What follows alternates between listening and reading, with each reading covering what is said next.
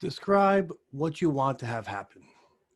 Recently, I was sitting with a coaching client, and he was going through a whole litany of challenges he was having on delegating tasks, his fear of work, how folks don't get things done, the challenges he has with his boss.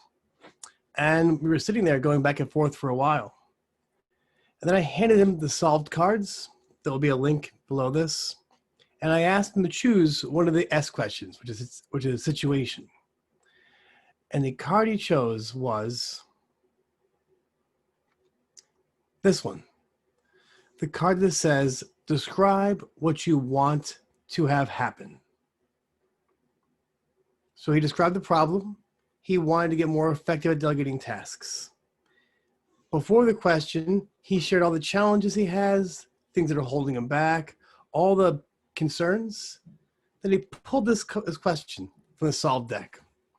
And it said, describe what you want to have happen. He sat back. He looked up at the ceiling for about 5 seconds.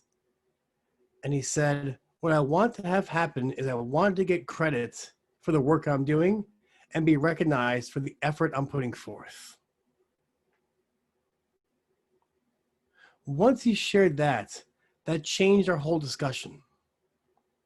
See, one thing that we notice and we see inside solution-focused coaching is that the description of the problem is not necessarily the description of the solution. So when you're talking about the problem, that's helpful.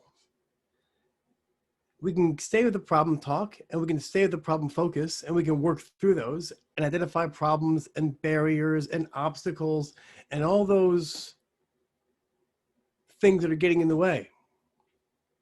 A slight turn is saying, what do you want to have happen?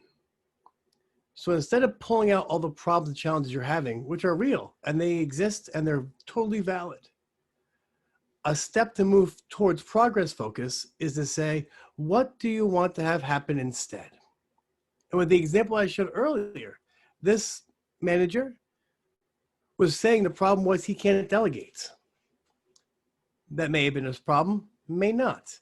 It's how he saw the problem in his own world for work to get done. And he spent a half hour explaining to me, and we flip charted out all the delegation problems, myths, and stoppers. Yet when we pulled the card out of the solved deck that said, what do you want to have happen? Suddenly, it was like his frame turned a little bit. And that frame turn gave us something to work towards. We called it a hope. And when he decided and defined that what he wants to have happen is to be recognized for the work he's doing and to be able to get credit for the impact he's making in the department, we were able to move our coaching conversation to identify indicators or clues of how that will happen. When does he see that going on? What difference will he notice? And to make those things happen. And once you can figure out where you are in the path, look at the environment, identify what problems you're currently having, and then stop and ask yourself or others, what do you want to have happen instead or in place of the problem? That gives you something to move towards.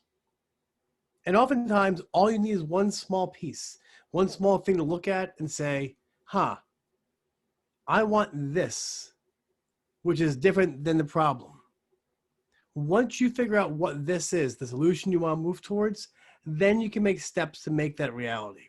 And as you identify those steps, the difference it'll make to you and to others and to those that care about you and those that love you, then once those things happen, you will notice those things.